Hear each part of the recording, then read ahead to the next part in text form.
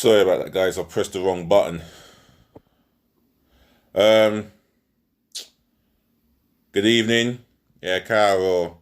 Bonjour. Konnichiwa. Wagwan. Hello, mate. This is your guy DLG Reppin, and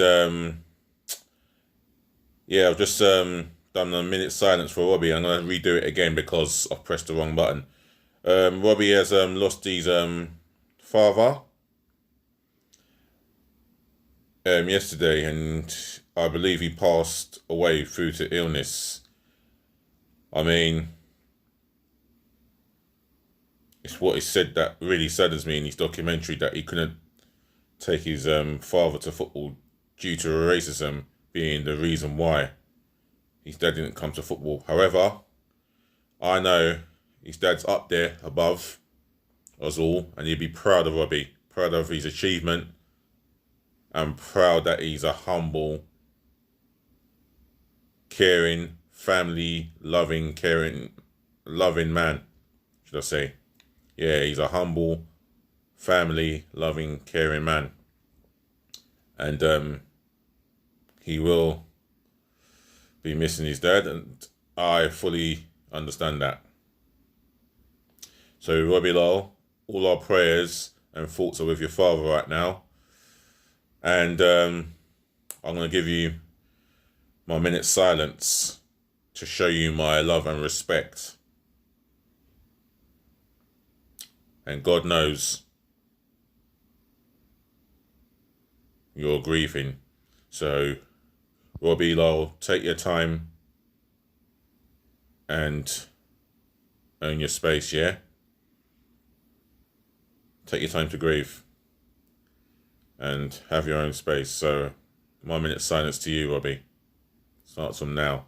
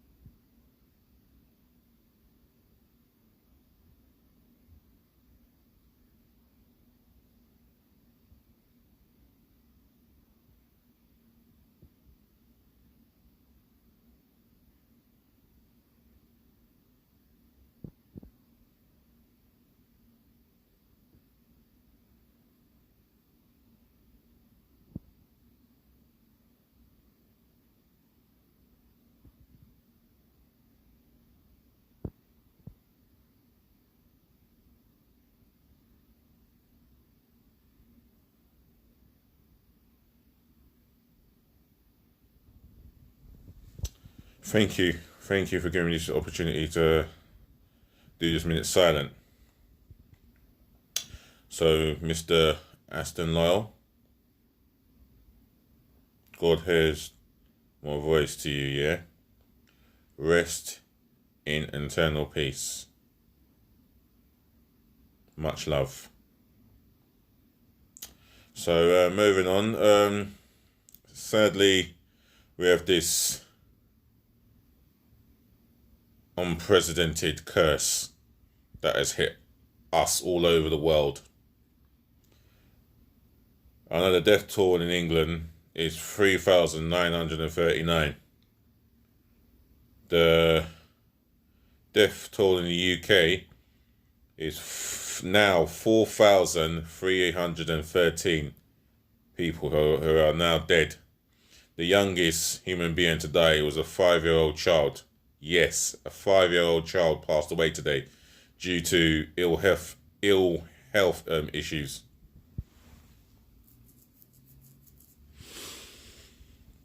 Well, as I can see on the telly, in Brighton, there are people going about their business like nothing's happening. but still maintaining that 2 meter apart. And then you got the other human beings I saw on Facebook. I saw a picture that my friend sent on newsfeed of people down Dalston Market. Yeah, Dalston Market. Shopping, not maintaining that 2 meter space.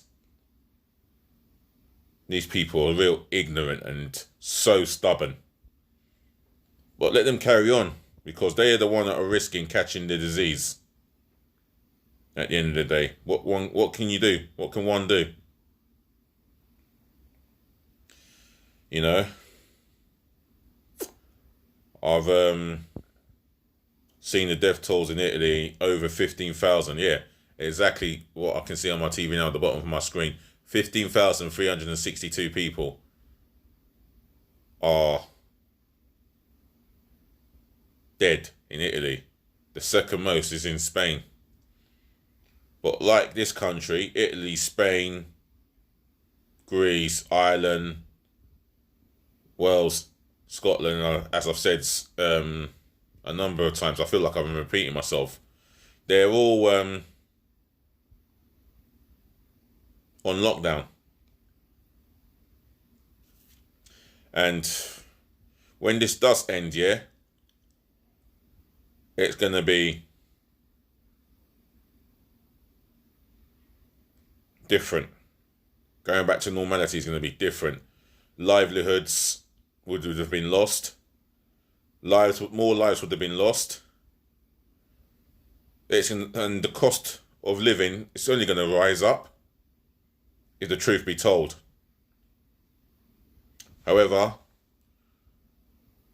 on the positive, we salute the men and women who are working for the NHS, who are doing their bit to save lives, as many lives as possible. So well done to you guys in the NHS.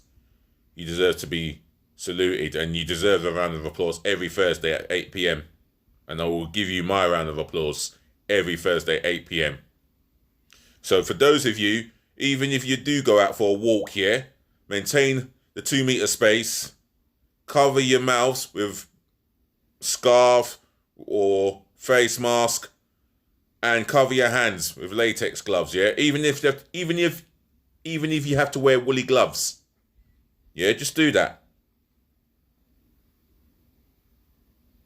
You're protecting yourself, you're saving lives, and you're helping the NHS.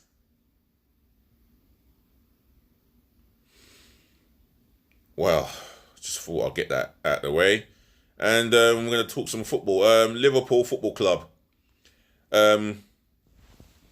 If I flick over to the teletext or BBC Interactive,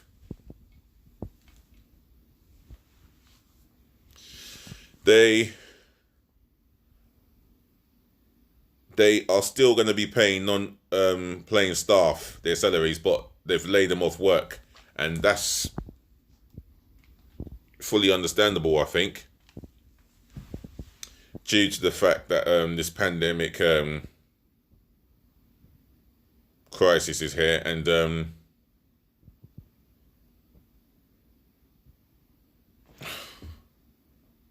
it's difficult for those to earn an income.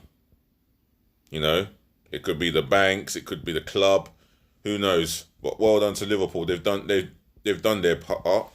Yeah, here it is. Liverpool furlough non-playing staff. I'm going to read up a little bit about this. And it's what's best for the club, I think. Yeah, it says here, leaders Liverpool are the latest Premier League club to place some non-playing staff on temporary leave. That's it, temporary leave. Staff affected will receive 80% of their salary through the government's job retention scheme, and the club will make up the difference. The decision has been criticised by former Liverpool players Jamie Carragher and Stan Collymore. Newcastle, Tottenham, Bournemouth and Norwich have already announced they will furlong some non-playing staff. Well, it'll be interesting to hear Jamie Carragher and Stan Collymore's side of things, but Yet Newcastle and Tottenham were the first clubs to do it, and Bournemouth and Norwich have done their part. Norwich in Norwich City. So yeah, if that's the decision they've made and what's best for the club, then why not? I mean, if it's to help out those who are working for the NHS, then it may go towards creating more emergency hospitals for those that have contracted the COVID-19. So I'll praise Liverpool for the decision. I'll praise Newcastle, Tottenham, Bournemouth, and Norwich City for the decision to furlough some non-playing staff. So we touch on what else am I going to? I'm going to touch on Arsenal right now, and that's due to the fact that we've been linked heavily. Well, we're heavily favourites to sign Ryan Fraser on the free. Now, history of Arsenal within the last 25 odd years, they like to sign free players. They do like a free signing, and Ryan Fraser could be added to the list. I mean, it's been reported that he earns between $3,000 to $4,000 a week at Bournemouth. However, he is a guy who's capable of scoring goals and assists, and I don't think he's got as much assists and goals than he had last season. Last season, he was breathtaking. Out of this league, he had up to nearly 15 goals and up to nearly 10 to 12 assists. I mean, the guy is quick. He plays on the left. He's comfortable using his left foot for a cross. So he's comfortable whipping a dangerous ball with his left foot. He's tenacious in the tackle. He tracks back. All right, height-wise, he's 5'4", but it's irrelevant. And he's capable of creating goals and scoring goals for himself. So he is a very decent player. I mean, is he better than what we have? Is he better than Reece Nelson? For the time being, he is. Is he better than Martinelli? I don't think he is better than Martinelli. Is he better than Pepe? No. He's someone that we are looking at, because we are looking at an attacking players as well as strengthening the defence. Let's see what's going on in the world of football. Let's just see. Let's just get something back on. Right. Oh. This is interesting. League faces 762 million penalty if season is voided. This will be interesting. Now, the Premier League, it says here, the Premier League faces 762 financial penalty if the season does not resume. Players have been told such a penalty would apply if broadcasters demanded refunds on games they could not show. The league said during a conference call on Saturday. During the call with the Professional Footballers Association, the Premier League explained why it wants players to drop wages by 30%. Yes, 30% of their wages must go out. But then again, with that, I would target the ones who are on 200,000 minimum to the ones that are on maybe 100,000 a week minimum. I think they should be made to pay 30%. The ones who are below that, I personally think they should be made to pay 15%, 15% of their wages. But the ones that are on 100k and above, they should be able to pay 30%.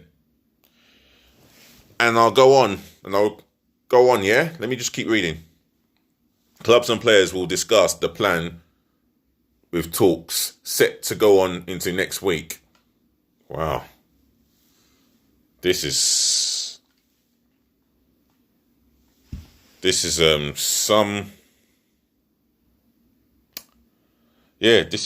some dispute here. Right, you got the transfer, you got Saturday's gossip column here.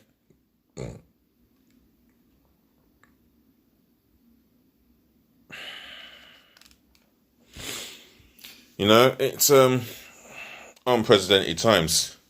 I mean, we all sit at home as football fans or do what we're doing in our daily lives. Some of us are working from home, and we're all thinking about when the football season is going to end. Now, if it does go to a void, then the 762 million penalty fine will be imposed against the Premier League, or the FA, should I say. Now, that's the big risk. Or, like I said, and I think it could be a possibility that Premier League games and the EFL games could be played behind closed doors, during this pandemic era, or should I say crisis. And it's only temporary, and it could end sooner rather than later if everybody did their bit, every single person. A lockdown would not be ideal. I hope it doesn't happen, but the reality is there are still a number of people, only a number of minority that are not listening. And if they're not listening, then the government are going to be forced into making that decision. And it's a decision that I dread. And I don't want it to happen. Right, Today, my beloved Arsenal would have been playing Norwich at home, and I'm gonna try and pick my strongest 11 and my strongest bench for that game if we were to play Norwich today. So I'm gonna go with a 4-2-3-1 formation. In goal today, it would have been Bert Leno. Yep, he would have been between the sticks. We still possibly would have been worried about him getting the ball to his feet and getting rid of it quickly. But there you go. Bert Leno starts in goal. He's possibly been maybe the best goalkeeper in the Premier League, but he's made the second most amount of saves, only behind Martin Dubravka, Slovakian Newcastle goalkeeper, that is. My right back, I would love to see Max Aarons in there. But my right back would be Maitland-Niles. I can't trust Bellerin to cross the zebra crossing, let alone cross the ball. And defensively, he's a fucking shambles. His positioning, his awareness, it's all a fucking shambles. So for me, Bellerin will not start that game. Maitland-Niles would have started for me. My centre-halves, I would have gone with Squadron Mustafi. I think he's been our best performing centre-half before the pandemic crisis hit us, and I think he would have started this game along with Pablo Mari, because I don't trust David Luiz off the ball so much. I trust him on the ball because he's a decent player. He's got that composure of a deep line midfield player / defensive. So I would not have gone with David Luiz. If I want two centre-halves, I would go with Pablo Mari. Not that he's only good in the ball, but he's amazing in the air, very exceptional. And he reads the game extremely well, and this would have been an ideal game for him to start. Not saying that Norwich haven't got the attackers, but someone like Pukki would give him something to think about. So I would go with him. My left back for this game today, I would have gone with Kieran Tierney. This is the type of game that he would have been fit for. He would have come through reserve games, and I think I would have started him today. Right, my midfield two, Ceballos, because he's got that little vision where he can find a pass, and he's very normally tidy on the ball. Although he does give away a couple of sloppy balls here and there, but if he cuts it out of his game, he is one fine player, and he's a player that I hope Arsenal can convince us to sign and become an Arsenal legend in the long run. Alongside him, I'm going to go with Torreira. I think we need a bit of bite in that midfield, a bit of mobility. That's something that Granit Xhaka doesn't give us, I'll come on to Shaka later on. Uh, for me, I would have gone with Torreira. He would have been ideal. Tenacious in the tackle. He is an out-and-out DM overall. You know, he's all over that pitch. Fitness levels is not an issue for me. He can run for more than 90 minutes, in my view. That's my personal view on him. So, Torreira and Ceballos in the midfield. The three in front of them two, well, Pepe, he just needs that consistency into his game, into his performance. Otherwise, once he gets going, we have a hell of a footballer. On the left, I can't overlook Martinelli. There's 10 goals a season in that guy and more. You know, he tracks back. He's up for the fight, up for the scrap. He battles. He's highly talented on the ball, and he's only going to get better. Martinelli in the middle. I suppose I'll give Ozil the nod. Why, I do not know. But I believe if he's got a lot of space, then he at home, he is effective. He's ineffective away from home. Even away to Norwich, he'll still be ineffective. And he was ineffective away to Norwich the last time. But at home, in a game that we're expected to win, where there's space on that pitch, he will provide. So, yeah, Mesut Ozil. In up top, no, without a question of a doubt, Pierre-Emerick Aubameyang. Abama what? Abama blood clot yang. Yes, I said it. Troops, sorry I took your phrase there, yeah? I just needed to borrow it, yeah? I didn't steal it, I just borrowed it. But troops, big up your damn self, yeah? And keep your daily vlog of you, your life and the family, yeah? And the two children. They're amazing. DLG says big up your damn self, yeah? Alright. Yeah, Aubameyang. What can I say? Up to 20 goals a season, 17 in the league, 2 goals behind Jamie Vardy. He plays as a lone striker where he can do the damage. On the bench,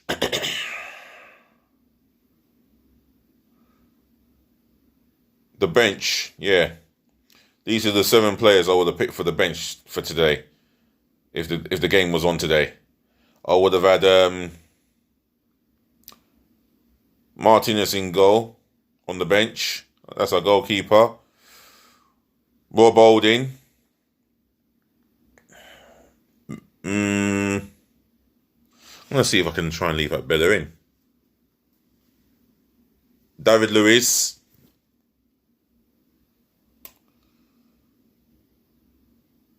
I would have had, I would have had David Luiz on the bench.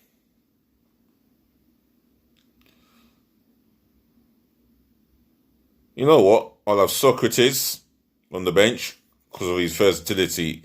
He might have to be the one going in at right back.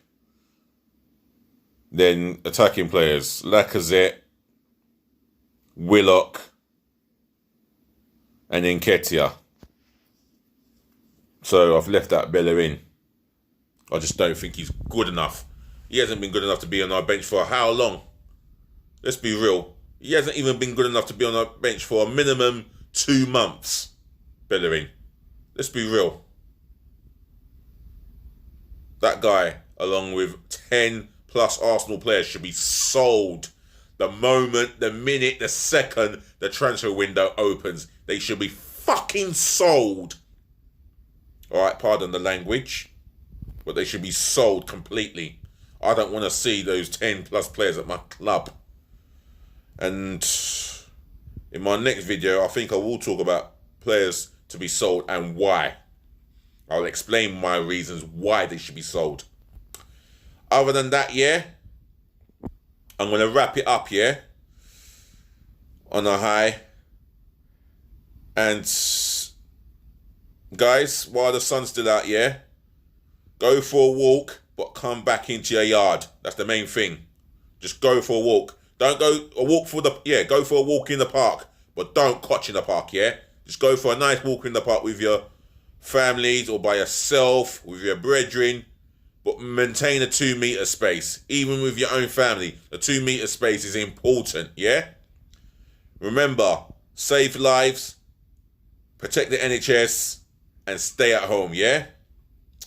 You lot, ladies and gentlemen, boys and girls, I'm out of here, yeah? Your guy DLG REPPIN, yeah? And before I go, drive the thumbs up like button. If you got anything to say, then drop your comments below. And the main thing is, please, please, please, guys, subscribe to my channel. I can't emphasize and stress how important it is to subscribe to my channel, yeah? And I'll do my best to do a live stream, yeah? I would love to do a live stream with you guys. In fact, I will do another video, yeah? I need a subtotal of 988 more subscribers, and then I can start doing a live stream for you guys, yeah? Keep you guys entertained even more. You can ask me some questions about myself, about how long I've supported Arsenal, any question, yeah? As long as it's respectful. Anyway, that's if I get to the 1,000 mark. Other than that, yeah? Peace out and peace and bless.